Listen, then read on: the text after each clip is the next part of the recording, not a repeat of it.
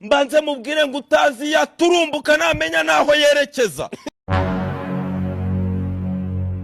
Turahirwa Moses wari waridekaraye nk'umunyamideli ukomeye cyane mu gihugu cy'u Rwanda ndetse wari wagiye aca duhigo tugiye dutandukanye ahantu hagiye hatandukanye hirya no hino abantu bose bamwemera kubera imyenda yakoraga.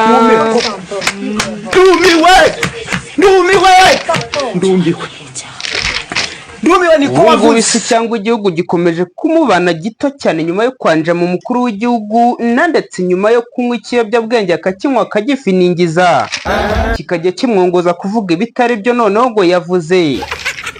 Akari Murori yafashe umukuru w'igihugu aramwanjama none ibintu bikomeje kumubana ibindi dore yuko abanyarwanda nabo ubwabo bakomeje kumuha kato. Ibi mbivuze kuri kamera nta muntu wenda wabimatirije kubivuga ariko ndabivuze ndongeye mbisubiyemo uyu Turahirwa Moses ntataniye n'interahamwe. Uyu Turahirwa Moses mu bihe bye bitandukanye yagiye azana imico imwe n'imwe igiye itandukanye, imico y'ubutinganyi ndetse agenda akora ibintu bigiye bitandukanye byatumye abanyarwanda bagenda bamwinubira ndetse abandi bagenda bamwijujutira mu matama. Ariko abantu ni ibicucu bakamuyoboka kuko bamwe bagiye babura icyo babikora baravuga ati imico y'ubutinganyi igiye kwaduka izanywe na Turahirwa Moses ntago ari yo. Ndetse abantu bamwe na bamwe barayanga barabyinubira baranabirakarira uyu Turahirwa Moses. Twavuga yuko vuba ngaha aherukiye Musanze ngo abaturage bafashe imbwa ye bakayikubita ndetse bakagera naho bayica, ibintu bigakomeza kuba ibindi. Turahirwa Moses aho yinjire mu kijyanye n'ubutinganyi niho yatangiriye kugenda adahuza ndetse anyuranye n'abaturage kuko benshi na benshi yakoraga ibyo batifuza, ibyo batanashaka, batifuza no kureba dore yuko harimo na bamwe babikundaga kubera ko babikoragamo akazi kuko bari babifitemo inyungu nyinshi cyane. Turahirwa Moses mu bijyanye no kurarura abana cyangwa mu gukora ibindi bigiye bitandukanye akomeza kugenda akora ibintu byinshi, abantu barijujuta abandi babura uko babigira.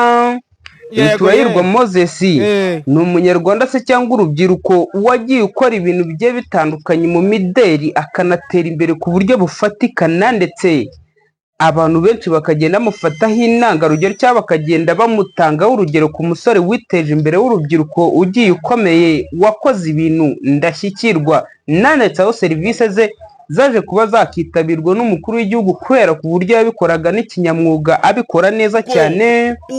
Turahirwa Moses nyuma aho bigiye bitandukanira aho yatangiye kugenda nk'ibiyobyabwenge ndetse uko bigenda bivugwa n'ibintu byinshi bigiye bitandukanye agenda yidoroga anakoresha cyangwa anakora amabara anagaragaza amavideo ye y'ibijyanye n'ubutinganyi nubwo bavuga yuko ngo ari umukunzi we yagaragaje yashyira hanze. Turahirwa Moses nibwo yagiye akomeza kugenda atibaba mpaka aho yaje kugera agafatwa nk'umuntu utishimiwe n'abantu kubera ibintu yagendaga akora. Turahirwa Moses kugeza kuri ubu ngubu niba yaramaze kubona yuko bimaze kumutera toroma atangira kwibasira umukuru w'igihugu, ibintu byaje kumuviramo kwikururira akarambaraye dore yuko byatangiye nk'uko bimaze iminsi bivugwa, nk'uko bimaze iminsi bigaragara ku mbuga nkoranyambaga social media zigiye zitandukanye. ni amagambo Turahirwa Moses yibasiye umukuru w'igihugu ndetse akayavuga mu bihe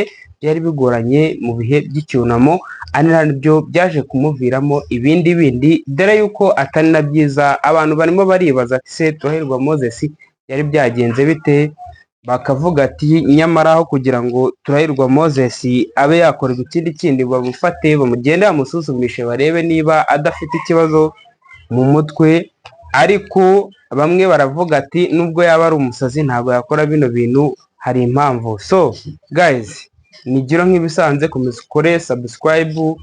Tuvuye mu bihe bitoroshye, mu bihe byo kwibuka, kora subscribe dukomeze tujye mbere kandi dukomeze kwibuka tuniyubaka, twibuka amateka y'igihugu cyacu, urubyiruko ndetse n'abandi bagiye batandukanye, twibuke twiyubaka.